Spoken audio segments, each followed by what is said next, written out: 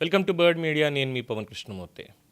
యావత్ ప్రపంచంలో ఉన్నటువంటి కర్షక కార్మిక లోకం అందరికీ కూడా శ్రామిక దినోత్సవం లేదా కార్మిక దినోత్సవం, ఇంటర్నేషనల్ మే డే శుభాకాంక్షలు.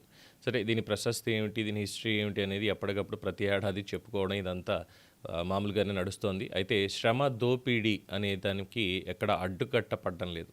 శ్రమ దోపిడీ ఏ విధంగానైనా సరే. సో దానికి ప్రభుత్వాలు ఏమన్నా మరి కొత్తగా చట్టాలు చేస్తాయా, లేదంటే అమెండ్మెంట్స్ ఏమైనా తీసుకొస్తాయా అనేది చూడాలి. ముఖ్యంగా భారతదేశంలో. మిగతా దేశాల్లో ఎవరికి వాళ్ళు ఏదో మాట్లాడుతున్నారు, దట్స్ ఓకే. కానీ భారతదేశంలో ఈ శ్రమ దోపిడీ ఎక్కడెక్కడ ఏ విధంగా జరుగుతోంది, ఎన్ని రకాలుగా జరుగుతోంది అనే దానికి ఇప్పటికే అనేక రకాల కంప్లైంట్స్ ఉన్నాయి. కాబట్టి దాని మీద ప్రభుత్వం దృష్టి పెట్టాలని చెప్పడమే తప్ప ప్రశస్తి గురించి కానీ ఇంకోటి కానీ మళ్ళీ చెప్పుకోవాల్సిన పని లేదు. అయితే ఈరోజు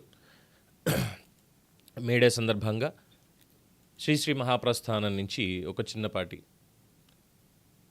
నేను సైతం ప్రపంచాగ్నికి సమిధనొక్కటి ఆహుతిచ్చాను, నేను సైతం విశ్వవృష్టికి అశ్రువొక్కటి ధారవోశాను, నేను సైతం భువన ఘోషకు వెర్రి గ్రొంతుక విచ్చిమ్రోశాను.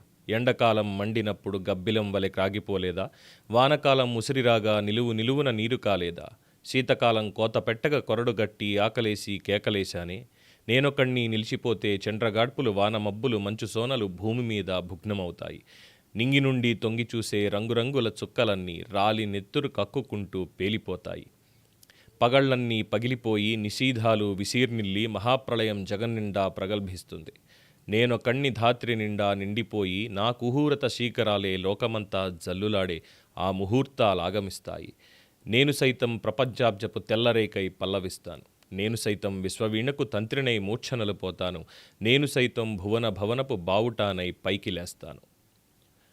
మరొకసారి అందరికీ కూడా మేడే శుభాకాంక్షలు. చూస్తూనే ఉండండి ది బర్డ్ మీడియా.